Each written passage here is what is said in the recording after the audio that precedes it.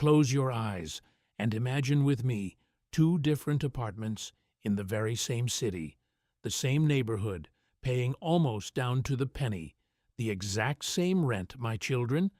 When we enter the first apartment, we learn that it belongs to someone earning exactly $95,000 a year. But as you step inside, you are greeted by a massive 75-inch wall-mounted television, a luxury leather sofa set that cost a full $4,000, and in the kitchen, a plethora of kitchen appliances, most of which are gathering dust without ever being taken out of their original boxes. You look at the wardrobe and see closets filled with clothes, many of which still have their tags attached, and a huge spare bedroom that is practically turned into a warehouse due to items left untouched for years. Moreover, this child of mine checks his bank account every month with a giant knot in his head, and if he misses just 2 paychecks, his life will teeter on the brink of a financial crisis, a massive abyss, my precious friends. Now, come with me to the second apartment. This apartment belongs to a friend of ours who earns only $52,000 a year, and when you step inside, you are welcomed by a spacious and airy area, a highly modest sofa, a reasonably sized television, a simple kitchen stocked with appliances that are regularly used, an organized closet hanging clothes that are actually worn, and that spare bedroom greets us not as a storage room, but truly as a bedroom. You see, this beautiful soul checks his bank account with a calm confidence because he has saved a full 18 months' worth of living expenses aside in cash, and regularly allocates 20% of each paycheck into investments. My dear friends, you might be wondering how someone living in the same neighborhood, earning nearly half as much as the other, can have almost 10 times more financial security.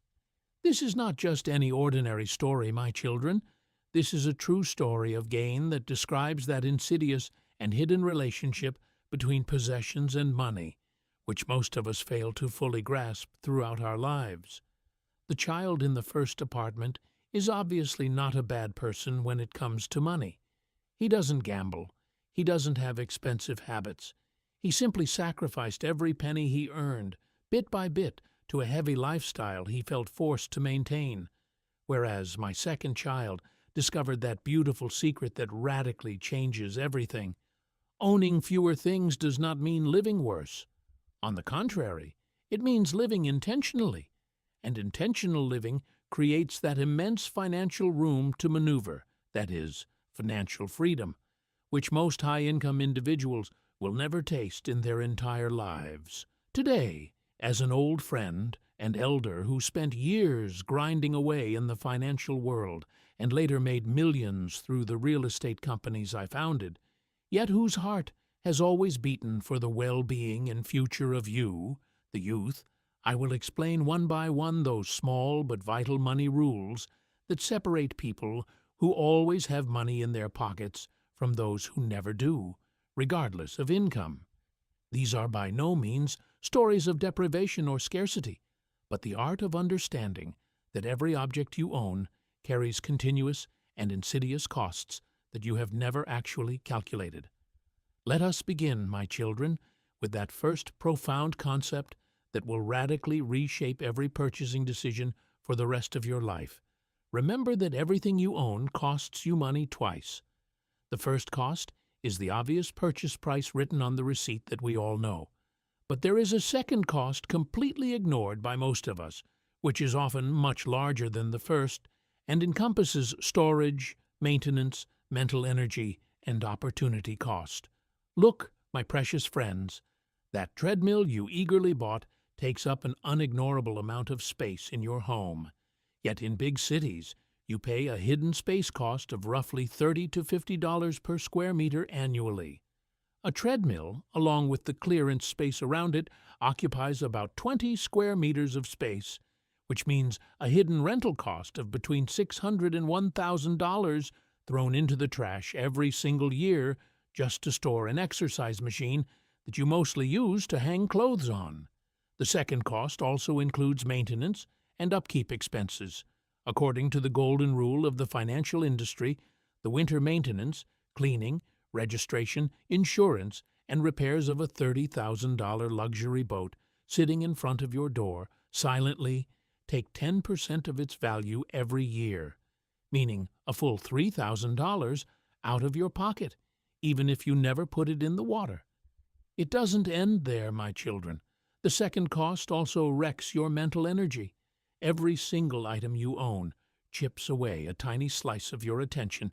It needs to be cleaned, organized, protected, insured, worried about, and eventually disposed of. Indeed, researchers have proven that visual clutter significantly reduces the brain's ability to focus by increasing cortisol levels, meaning those possessions of yours put you under a stress you aren't even aware of. Wait, I am not finished yet. The second cost also includes opportunity cost. Every penny you spend on things is money not directed toward investment, and that $15,000 home gym equipment you so enthusiastically set up could have grown in an index fund to become a fortune of over $50,000 within 15 years. Meaning, you didn't just set up a home gym, my children. You traded your future financial freedom for those machines. This is exactly what my minimalist friends know intuitively very well. They avoid spending not because they hate beautiful things, but because they calculate the true cost of an item and see that most of them are not worth the expense. And this brings us, my precious friends, to the first rule that minimalists adhere to almost like a ritual. Rule 1. Calculate the cost per use before every purchase. That is, before buying something, realistically think about how many times you will use it and divide the total cost by that number, because this is the only realistic measure of value. A $200 jacket worn only twice costs $100 per wear, while a $400 high-quality jacket worn 200 times costs just $2 per wear, making that seemingly expensive jacket actually much cheaper, and this calculation instantly obliterates all impulse purchases, whereas that fancy $300 food processor you will use only twice a year costs you $150 per use in the first year, which is an incredibly expensive method, while a simple $30 tool you use weekly amounts to less than 60 cents per use in the first year. The cost per use calculation also tells you which expenditures are truly worthwhile, my children.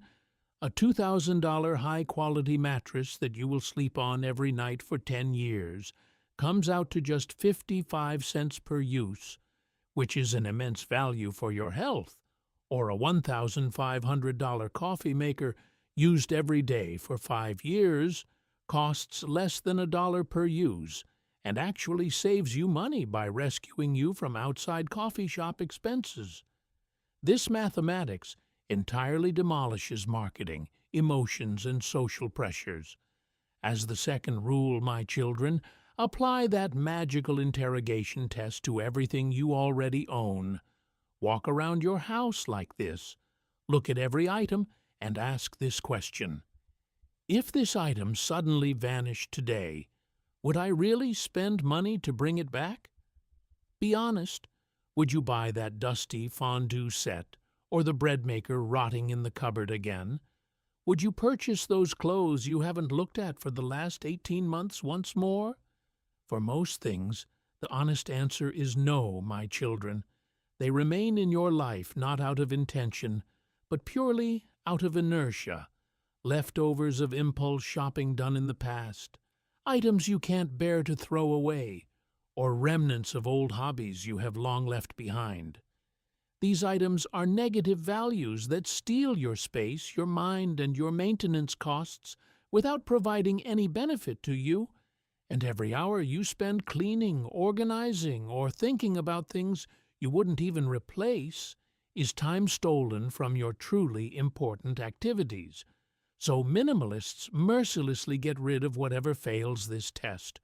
Rooms open up, decisions become simpler, cleaning is cut in half, and everything left behind serves a purpose. My third rule, my precious friends, is never ever upgrade models purely out of boredom. This is a cycle I constantly see in people who earn well but have nothing left in their hands. Those who replace their television, car, or phone even though they work perfectly, just because a new one came out or they got bored, are actually destroying their own wealth under the guise of progress. And minimalists never replace an item until it actually breaks or completely loses its functionality. Remember that the average person changes their phone every 2 to 3 years, and this cycle costs a full $30,000 to $50,000 in unnecessary spending over 30 years. And when you extend this to all consumption categories, the lifetime wealth thrown into the garbage easily exceeds $200,000, my children. Boredom, the desire for novelty, or the release of a new version is not a flaw of an item. It is merely marketing strategy to make you solve problems you do not have. Fourthly, create areas of friction for spending and ease for saving. Human nature always chooses the path of least resistance, so delete shopping applications from your phone, remove your card information from websites, give yourself a mandatory 24-hour waiting period, and ensure your money is automatically transferred to investment accounts on payday, trusting the system you built rather than your willpower, because willpower gets exhausted, but a system always runs smoothly. And just this 24-hour rule alone instantly eliminates 70% of impulse spending, my precious friends. Our fifth rule, my children, is to regularly count your possessions. It might sound like an obsessive task, but counting builds awareness and prevents hoarding. When you see in writing that you have exactly 47 shirts in your wardrobe, buying a new one no longer stems from a need, but appears merely as a meaningless numerical increase, and the absurdity of that consumer madness unfolds right before your eyes. Minimalists set limits on categories like clothes and books and apply the one-in, one-out rule. The sixth rule, always rent or borrow before you buy. Have you taken an interest in camping, woodworking, or canoeing? Rent the equipment first to test whether this enthusiasm is permanent, so that your homes and garages do not turn into dusty museums of abandoned hobbies filled with ski gear, cameras, or musical instruments used only twice, and your money is not wasted, my dear friends. In the seventh point, understand the lifestyle multiplier effect very well. A luxury boat you buy never comes alone. It drags along a trailer, a powerful vehicle, storage fees, insurance, maintenance costs, and a whole entourage of expenses. A home gym demands flooring and renovation. A pool requires chemicals and landscaping, meaning you can never measure the true cost of an item simply by its price tag. A $5,000 expenditure can spiral up to $12,000 due to the multiplier effect, and sometimes removing a major item from your life provides you with massive savings by also wiping out the dozens of hidden expenses trailing behind it. My eighth rule, my children, is to draw your own line of enough before you even start earning. The biggest trap for high earners is failing to draw this finish line. As their income increases, their expenses increase too, and someone earning $300,000 experiences just as much financial stress as someone earning $80,000, whereas if you predetermine the house and car that will be enough for you, that massive difference when your earnings increase directly benefits your financial freedom. And a child of mine who sets an annual spending limit of $60,000 and earns $150,000 builds wealth at an incredible speed with the $90,000 difference, whereas someone who constantly pushes the boundary of enough upward can save almost nothing. Ninthly, Measure wealth not by accumulating possessions, but by your freedom of choice. That is, your optionality, my precious friends. Can you instantly quit a soul-crushing job? Can you go 6 months without working in an emergency? Can you take the risk of starting a new business? Can you retire early? Or can you say no to a high-paying offer that demands you compromise your moral values? This is what real wealth is, and this wealth is built not with money spent on cars or luxury goods, but with the cash security in the bank. Someone earning $200,000 a year and spending $195,000 has absolutely no freedom of choice, but all doors swing open for someone earning $80,000 and spending $45,000. Remember that every expenditure is actually a compromise made from your financial freedom, and those funds you spend on a car or a large house prevent you from buying your freedom exactly when you need it. The 10th and final rule is, instead of doing massive cleanups once a year, downsize continuously and regularly. Rather than falling into the trap of doing big cleanouts and then accumulating things all over again, make it a habit to eliminate 3 items every week so that you can catch early on which emotional moments drive you to shop and which marketing strategies you fall for, completely preventing hoarding at its root, my children. So, my dear ones, starting this week, run that interrogation test in your home, donate or sell 10 unnecessary items, apply the 24-hour rule this month, and see with your own eyes how much of your spending is born of impulse. Over the next few months, count your clothes, your kitchen gadgets, and your media items to set limits for yourself. And most importantly, define in writing what is enough for your life, because the relationship between money and minimalism is two-sided.